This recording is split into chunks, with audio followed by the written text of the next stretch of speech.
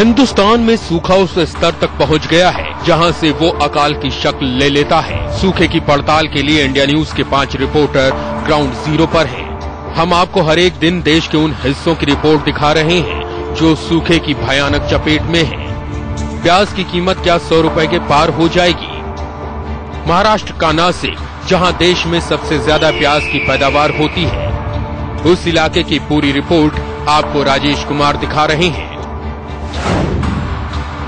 सूखे जैसे बन रहे हालात के दौरान ये थोड़ा सा पानी आंखों को सुकून जरूर देता है, लेकिन ये पानी किसी भी किसान के लिए कितने दिन तक मददगार साबित होगा, उसके खेतों को कब तक गीला कर पाएगा, इसका अंदाजा लगाना ज्यादा मुश्किल नहीं है।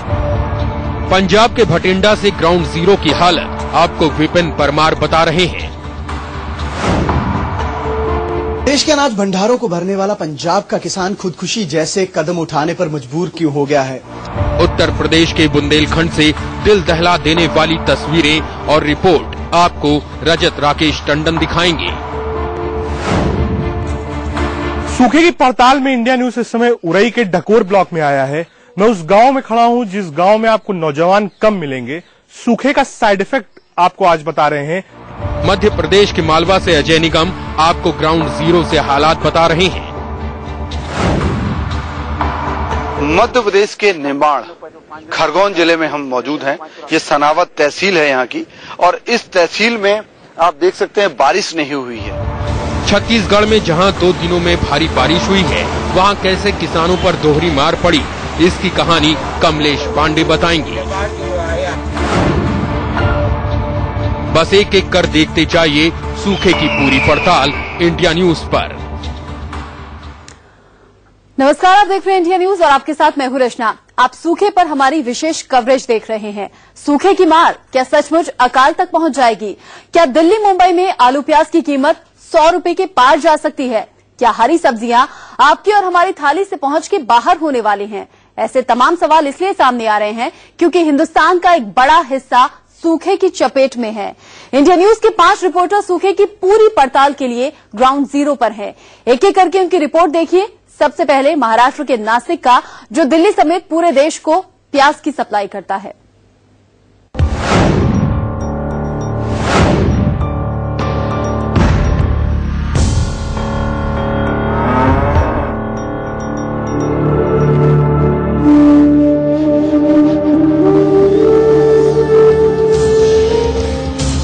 आप यकीन नहीं करेंगे, सोना उगलने वाली नासिक की मिट्टी पानी के बिना राख होती जा रही है। जिन खेतों में जुलाई के महीने में प्याज की फसलें लहलहाती थी, वहां प्याज की रोपाई भी अभी नहीं हुई। उत्तर पश्चिम महाराष्ट्र का सबसे महत्वपूर्ण जिला नासिक, गोदावरी नद के तट पर बसा यह इलाका अपने खूबसूरत वादियों, वाइन यार्ड्स और आपके खाने, आपकी रसोई और आपकी थाली की शान बढ़ाने वाला प्याज के उत्पादन के लिए जाना जाता है। जी हाँ, वही प्याज जिसने कई बार सरकारें बदली हैं। प्याज की घटी या बढ़ी हुई कीमतें सीधे आपके बजट पर असर करती हैं। तो क्या साल 2014 में प्याज की बढ़ी हुई कीमतें आपको रुलाने वाली हैं? क्या साल 2014 में प्याज का उत्पादन करने वाले किसान खून के आंसू रोने वाले हैं? हम ऐसा क्यों कह रहे हैं? इस वजह से कह रहे हैं कि हम बस नासिक में रुलाने वाली हैं। क्या साल 2014 में प्याज का उत्पादन करने वाले किसान खून के आंसू रोने वाले हैं? हम ऐसा क्यों कह रहे हैं? इस वजह से कह रहे हैं कि हम बस नासिक में प्रवेश ही करने वाले हैं, लेकिन इससे पहले जो 20 से 25 किलोमीटर का नजारा हमने देखा वो काफी भयावह है। बरसात के इस मौसम में यहाँ धूल उड़ रहा है और साथ ही सड़कें सूखी हैं। कहीं भी बरसात की एक बूंद गिरी हो ऐसा लग नहीं रहा है। तो क्या इस साल यहाँ के किसान बिना बरसात के ही प्याज को उत्पादन कर पाएंगे? इंडिया न्यूज के रिपोर्टर राजेश कुमार अपने कैमरामैन के साथ नासिक के लासल गांव की तरफ निकले। लासल में ही हिंदुस्तान में सबसे ज्यादा प्याज की खेती होती है। यही एशिया में प्याज की सबसे बड़ी मंडी है। देखिए लासन गांव से पहले ये भयावह तस्वीरें। दूर दूर तक प्याज के खेत कैसे वीरान हैं। बारिश की बूंद का आता पता नहीं। गांव में पहुंचने से पहले कटहरी वाले पीर बाबा की दरगाह है। पता चला यहाँ पूरा गांव इकट्ठा है। मौलवी साहब बुलाए गए हैं। अल्लाह के दर पर लोग नम आंखों से झोली फैलाए हैं।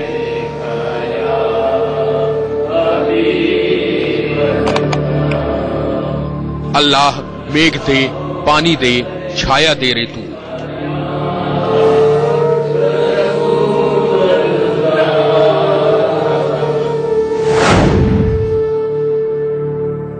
एशिया में प्याज की सबसे बड़ी मंडी लासनगांव, नासिक जिले का हिस्सा है लासनगांव। और इस वक्त इंडिया न्यूज की टीम लासनगांव में मौजूद है और यहाँ पर हम एक दरगाह में पहुंचे हैं जहाँ पे लोग बारिश के लिए, बरसात के लिए खुदा से दुआ मांग रहे हैं, खुदा से मिन्नतें कर रहे हैं। लासन गांव की इस दरगाह में बारिश के लिए रो रहे किसानों की दिल दहला देने वाली तस्वीर के बाद हम उस मंडी का हाल जानने पहुंचे जो प्याज के किसानों का बैंक माना जाता है। अंग्रेजी में इन मंडियों को एपीएमसी के नाम से जानते हैं। सुनिए उसके चेयरमैन क्या कह रहे हैं। 2 महीने हो गए, इधर जो बीज डाला जाता है प्याज का वो भी अभी नहीं डाला है। जो अनाज रहता है मकई होगा, सोयाबीन होगा, उसकी भी बुआई नहीं हुई है। और अभी जो मार्केट चल रहा है वो तो जो समर का क्रॉप है प्याज, जो हम उसको उना कांदा बोलते हैं, वो अभी कुछ स्टोरेज है किसानों के पास, वो मार्केट में आ रहा है, उसकी वजह से मंडी चल रही है। बाकी नया तो इस सीजन का जो तैयार होने वाला था वो सूखे की वजह से अभी तक तो कुछ भी नहीं है। सोना उगलने वाला नासिक वीरान पड़ा है। इस पूरे इलाके में बारिश नहीं होने से खेत खलिहान, जानवर, हर तरफ अजीब तरह की मायूसी है।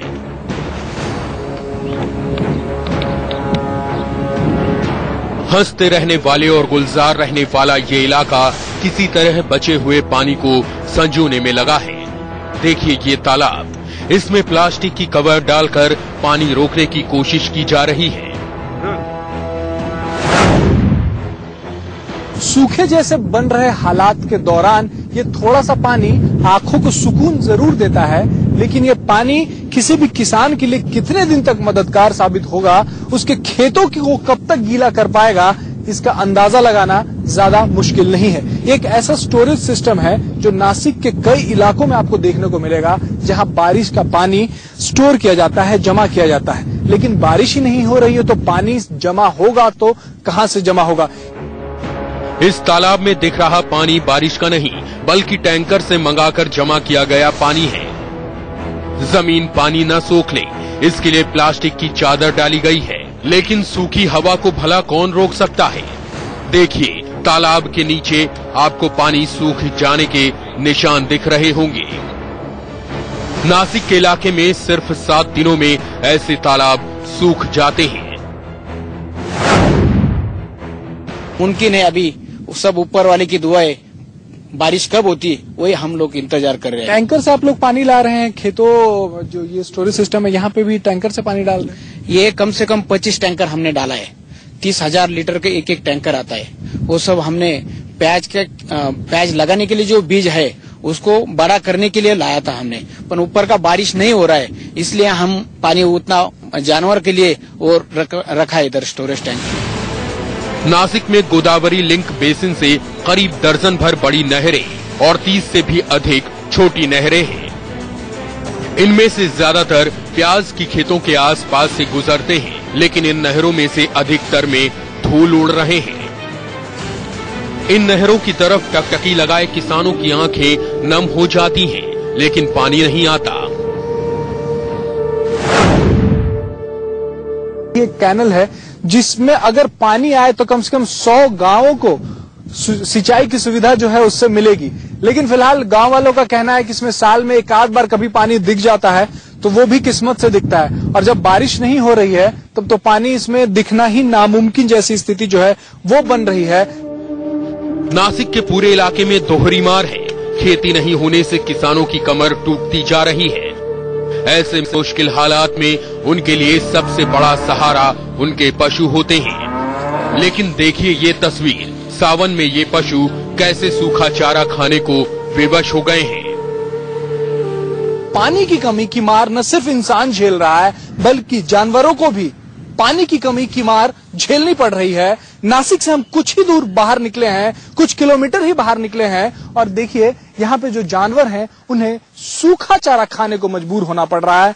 इसमें तो हरी हरी घास हर साल मिलती। सारा चारा खाएगा, वो सूखा वो नहीं खाएगा, वो बड़ा खाएगा। हरा घास ज्यादा खाते हैं। इनका कहना है कि हरा घास अगर होता है तो वो ज्यादा चाव से खाते हैं जानवर, लेकिन बारिश नहीं हुई है, घास नजर नहीं आ रही कहीं पे। यही वजह है कि इस साल सूखे चारे से काम चलाना पड़ रहा है। नासिक और उसके आसपास के पूरे इलाके में चारे की भी भारी कमी होती जा रही है। किसान बता रहे हैं कि 2400 रुपए में एक ट्रक गन्ने की वो घास मिल रही है, जिसे देखकर कभी जानवर मुंह फेर लेते थे, लेकिन इस बार हालात दूसरे हैं। जीना है तो खाना पड़ेगा। इंसान भी इसी जुगत में, जानवर भी इसी जुगत में। बारिश की वजह से इस पूरे इलाके में इंसान जानवर का भेद खत्म होता जा रहा है। आप सोच रहे होंगे कि बारिश की मार तो नासिक में है, दिल्ली मुंबई वाले क्यों डरे? लेकिन ये किसान ही हिंदुस्तान के अन्नदाता हैं।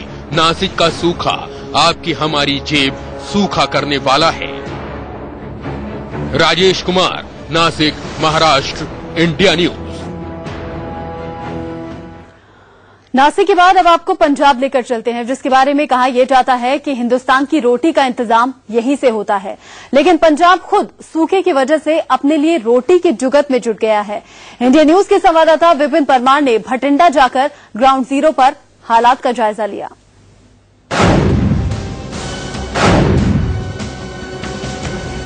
पूरे देश में सूखा अपना तांडव मचा रहा है। आम जनता से लेकर किसान आसमान की तरफ टकटकी लगाकर एक एक बूंद के लिए तरसते नजर आ रहे हैं। इंडिया न्यूज पंजाब हरियाणा के उन गांवों में जाकर सूखे की स्थिति का जायजा ले रहा है। कल हमने अमृतसर में जाना कि किस तरह से किसानों की जिंदगी पानी न बरसने के कारण बदतर हो चुकी है।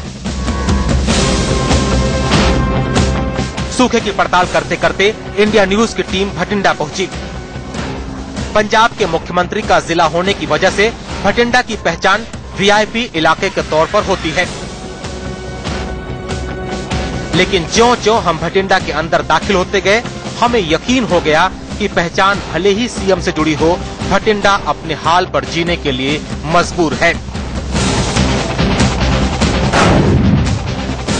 सूखे की चपेट से मुख्यमंत्री प्रकाश सिंह बादल का बठिंडा शहर भी अछूता नहीं है। कॉटन बेल्ट, देश की कॉटन बेल्ट कहा जाता है बठिंडा, लेकिन किसान करे क्या? सूखी जमीन, कपास की फसल बीज तो दी है, लेकिन मानसून ना गिरने के कारण, बारिश ना होने के कारण और बिजली के लगातार कट लगने के कारण ये जमीन बंजर सी हो चुकी है। ये तस्वीर है भटिंडा के नरवाना गांव की, जहां के किसान जमकर कपास की फसल उगाते हैं, जिसके लिए काली मिट्टी के साथ भरपूर पानी पहली शर्त है। लांबी, नरवाना, बादल और मोड़ चड़क सिंह गांव के किसानों ने कपास की फसल तो उगा दी है, लेकिन सूखे की मार से इस फसल का क्या होगा किसी को नहीं मालूम। अब देख लो ये पौधों की क्या हालत हो चुकी है। मतलब ये इन दिनों में तो इसका जो हाइट है जो इतनी बड़ी होनी चाहिए थी, लेकिन इस बार ना तो ऊपर से बारिश पड़ी है, ना ही बिजली आ रही है। आपको पता ही है बिजली का बहुत बुरा हाल है। बिजली की बात आपसे करना चाहूंगा, कितने घंटे सरप्लस बिजली यहाँ पे? बिजली सर 5-6 घंटे आती है जी। पंजाब की कभी हरी भरी रहने वाली ये जमीन पानी की कमी के चलते बंजर होती नजर आ रही है। दरारें साफ देखी जा सकती हैं, किसान सिर पर हाथ देकर अपनी मजबूरी के लिए रोता नजर आता है। ऐसा ही मंजर अगर बात करें बठिंडा के इस गांव में देखने को मिला। जब हम यहां पर पहुंचे तो ये किसान इस कुएं में से जो है पानी निकालने का प्रयास कर रहे थे। मैं कैमरामैन से गुजारिश करूंगा, आप देख सकते हैं सूखा कितना भयंकर है कि इस पूरे कुएं में जो पानी इन फसलों के लिए निकाला जाता है सूख चुका है। पानी की जरा भी व्यवस्था यहां पर नहीं है ताकि ये किसान अपने बच्चों की तरह पाली गई फसल को बचा सके। काफी उम्मीदों के साथ पूरे देश को कॉटन सप्लाई करने वाला ये बठिंडा शहर कहीं ना कहीं आज रोता नजर आ रहा है अपनी मजबूरी पर। पंजाब की बादल सरकार कहती है कि गांव को 8 घंटे सरप्लस बिजली दी जा रही है, लेकिन ग्राउंड जीरो पर बिजली सिर्फ 3-4 घंटे के लिए आती है, वो भी आती जाती रहती है। पानी में बहुत मुश्किल आ रही है जी। मतलब पानी तो दिनों दिन थल्ले चला जा रहा है। लाइट का कोई प्रबंध नहीं है। 8-8 घंटे के वादे कर दिया सरकार, पर फिर भी मतलब लाइट ਵੱਧ ਤੋਂ 4 घंटे या 5 घंटे आती है। वो भी कोई शेड्यूल नहीं है इन्हों का। कदे 6 बजे आ गई, कदे 5 बजे आ गई, कदे नहीं पता रात को 11 बजे आऊगी। भटिंडा में सिर्फ कपास उगाने वाले किसान ही परेशान नहीं, जिन किसानों को धान की रोपाई करनी है, मानसून की बेरुखी से उनकी आंखों के सामने नाउम्मीदी का अंधेरा छा रहा है। सूखे की मात झेल रहे भटिंडा में हमें धान के खेतों की ऐसी तस्वीर दिखी मानो किसी ने फसल में आग लगा दी हो। पंजाब के मुख्यमंत्री प्रकाश सिंह बादल के बठिंडा शहर के इन गांवों की हालात इतनी बद से बदतर है कि लगातार किसान जो है वो अपनी हालत पर रोते नजर आते हैं। बादल, लंबी या बाकी गांव की बात करें, आप देख सकते हैं ये बेल्ट जो है वो कपास के लिए जानी जाती है, यानी कि इसे कॉटन बेल्ट जाना जाता है। लेकिन किसानों के द्वारा मजबूर होकर इस बार धान की फसल की रोपाई की गई थी ताकि कुछ फायदा वह कमा सकें। आप देख सकते हैं कि किस तरह से मानसून की मार, सूखे की मार यहां पर देखी जा सकती है। दरारें इन खेतों में देखी जा सकती हैं। जिस खेत में मैं इस समय खड़ा हूं वहां पर धान की फसल की रोपाई की गई है। जल चुकी है फसल, पूरी तरह से सड़ चुकी है। किसानों के पास कोई अल्टरनेटिव नहीं है। सूखे की वजह से सिर्फ भटिंडा के किसान ही परेशान नहीं, भीषण गर्मी और पानी की कमी से मवेशियों की जिंदगी पर भी खतरा मंडरा रहा है।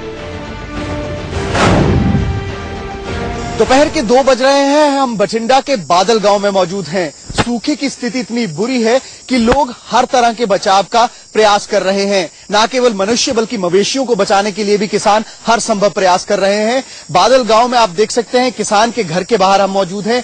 मवेशियों के लिए ऊपर जो है एक व्यवस्था की गई है ताकि धूप और जितनी गर्मी यहां पर है उनको उससे बचाया जा सके। इसी के साथ साथ इनको पिलाने के लिए जो पानी की व्यवस्था है वो तक इन किसानों के पास नहीं है।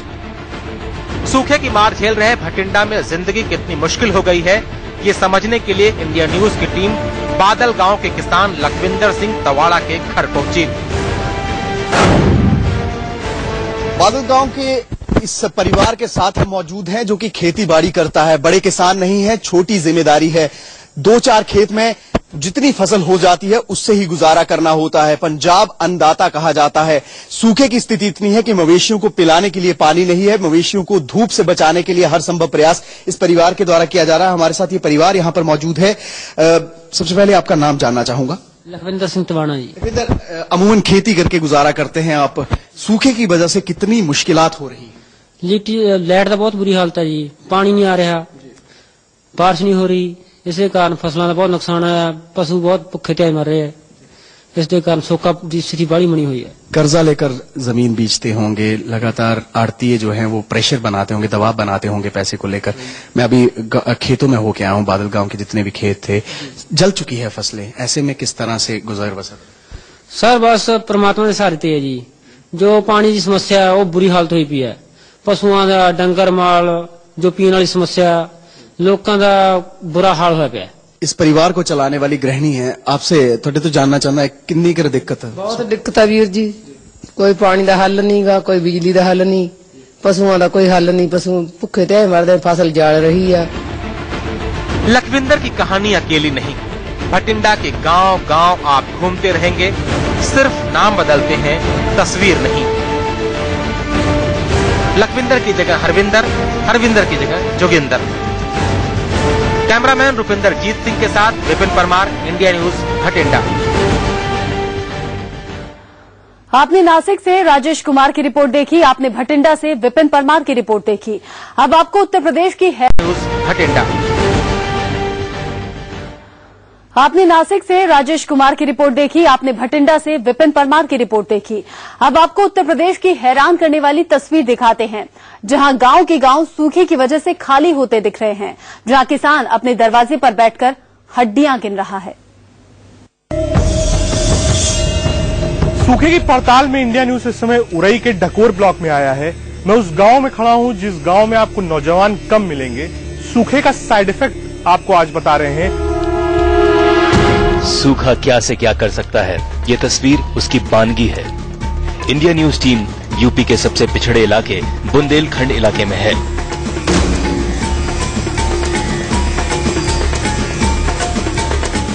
यहाँ से ऐसी ऐसी तस्वीरें, ऐसी कहानियां सामने आई हैं जो सिहरन पैदा करने वाली हैं।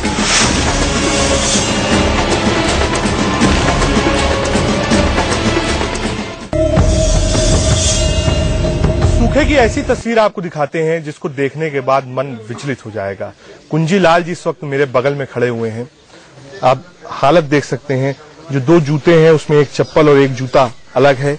बिल्कुल शरीर कांप रहा है, आवाज दे रहा है। सूखे का जो प्रकोप है इस इलाके में, वो ये तस्वीर मुझे लगता है कि बयां कर रही है। आपको दर्द होगा शहर में बैठ के जो आप देखेंगे।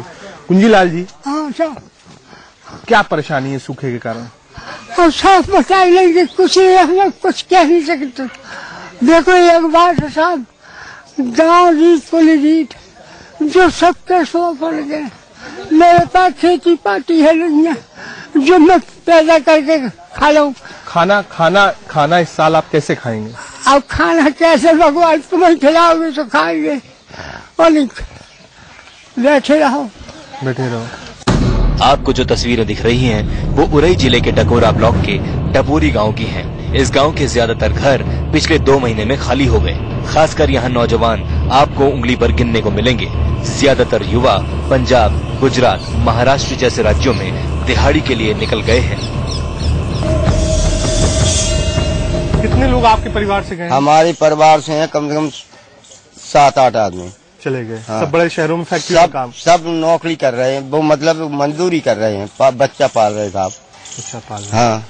और क्या समस्या है यहाँ की? यहाँ जब पलायन हो रहा है तो धीरे धीरे करके गांव खाली हो जाएगा। अगर तो हो ही जाएगा साहब, बिल्कुल हो जाएगा। कैसे लोग रह रहे हैं यहाँ जितने नौजवान है सब बाहर चले जाते हैं? बाहर चले जाते। ये इलाका पहले से ही पिछड़ा है, लेकिन सूखे की वजह से पूरी खेती तबाह हो गई। जो लोग गांव में बच गए वो मजदूर बन गए हैं। सूखे की पड़ताल करने हम बुंदेलखंड के पास पहुंच गए हैं। बुंदेलखंड का नाम आपने खूब सुना होगा राजनीतिक लोगों द्वारा। संसद में जब भी बुंदेलखंड का मुद्दा उठता है, हर पार्टी उसे भुनाने की कोशिश करती है। लगातार लोग कहते हैं कि हमने पैकेज दिया। क्या मायावती, क्या मुलायम, क्या राहुल गांधी और क्या भारतीय जनता पार्टी के नेता सभी बुंदेलखंड का दौरा करते हैं और कहते हैं कि यहाँ के हालात सुधारने के लिए हमने एक भारी भरकम पैकेज दिया। लेकिन पैकेज कहां तक पहुंचा, इसकी शुरुआत एक छोटी सी फोटोग्राफ आपको दिखा करते हैं। ये ताला आप देख सकते हैं, लगभग कई घर ऐसे मिलेंगे जहां पर आपको ताला बंद मिलेगा। उसकी बड़ी वजह क्या है? यहाँ सूखा पड़ता है, यहाँ तक जो ग्रांट है वो नहीं आ पाती। इसलिए जो नौजवान है, इस ब्लॉक के डोबरा ब्लॉक में हूँ उरई के पास, जितने भी नौजवान हैं वो सब शहर की ओर जा चुके हैं, शहर की ओर पलायन कर चुके हैं। यहाँ पर कोई कामकाज नहीं बचा है। जो लोग थे वो साहूकार के ब्याज के नीचे इतना ज्यादा दब गए थे कि उन्हें गांव छोड़कर शहर की ओर जाना पड़ता। यूपी, पंजाब, महाराष्ट्र के किसान बूंद बूंद पानी के लिए तरस रहे हैं। वहीं छत्तीसगढ़ के कई इलाकों में हालात एकदम जुदा हैं। अचानक हुई बारिश ने छत्तीसगढ़ के किसानों की बची कुची आस पूरी तरह से तोड़ दी है। छत्तीसगढ़ के कवर्धा में हालात का जायजा लेने हमारे संवाददाता कमलेश पांडे पहुंचे। कवर्धा के ज्यादातर इलाकों में सूखे की मार झेल रहे किसानों ने तीसरी बार बीज डाला था, लेकिन अचानक हुई तेज बारिश से खेतों में पानी भर गया और अब बीज सड़ने की नौबत पर आ गया है। छत्तीसगढ़ के मुख्यमंत्री डॉक्टर रमन सिंह के गृह निवास कवर्धा में इस वक्त मौजूद है और सबसे ज्यादा अगर तकलीफ किसानों को हो रही है तो कवर्धा में हो रही है। यहाँ एक नहीं कई मार झेल रहे किसान। पहले उन्होंने झेला चना, गेहूं जो फसलें उगती हैं, ओलावृष्टि की मार हुई उस समय उनको जो है ठीक तरीके से मुआवजा भी किसी तमाम किसानों को नहीं मिल पाया है। तो वहीं सबसे बड़ी समस्या जो अभी प्रेजेंट में बनी हुई है, अब आखिर धान की खेती कैसे की जाए, जो छत्तीसगढ़ को धान का कटोरा कहा जाता है और यही के मुखिया रमन सिंह तमाम अवार्ड जाकर के दिल्ली से लेते हैं। कहा जाए तो गांव के हमने जो देखा हर जगहों पर यह पाया कि 2 बार लोग किसी तरीके से खेत में बोए थे, लेकिन कवर्धा के सोनवर्षा गांव में जहां पर 3-3 बार लोगों ने खेत में धान बोए लेकिन कुछ नहीं निकला और अब अचानक जो बारिश हुई, बारिश ने सब कुछ चौपट कर दिया। और यही धान ही नहीं, यहाँ पर जो अच्छी फसल होती है, सोयाबीन की भी अच्छी फसल होती है, उसकी भी कंडीशन यही निकली। अब बिल्कुल हताश हो चुके हैं यहाँ के किसान। जब खेत में कुछ उगा ही नहीं तो आखिर घर पहुंचेगा कैसे? इससे बड़ी आने वाली समय में महंगाई बढ़ सकती है। कैमरामैन रोहित श्रीवास्तव के साथ कमलेश पांडे, इंडिया न्यूज, कवर्धा, सोनवर्षा गांव। हालांकि कृषि मंत्री की तरफ से राज्य सरकारों को निर्देश दे दिए गए हैं कि आप सूखे की स्थिति से निपटने के लिए कम से कम तैयार रहिए, लेकिन ये तस्वीरें अपने आप में बयां करने के लिए काफी हैं कि लोग किस तरह 2 जून की रोटी जुटाने में भी नाकाम है। एक ब्रेक के लिए यहां पर रुक रहे हैं। ब्रेक के बाद होंगी कुछ और खबरें।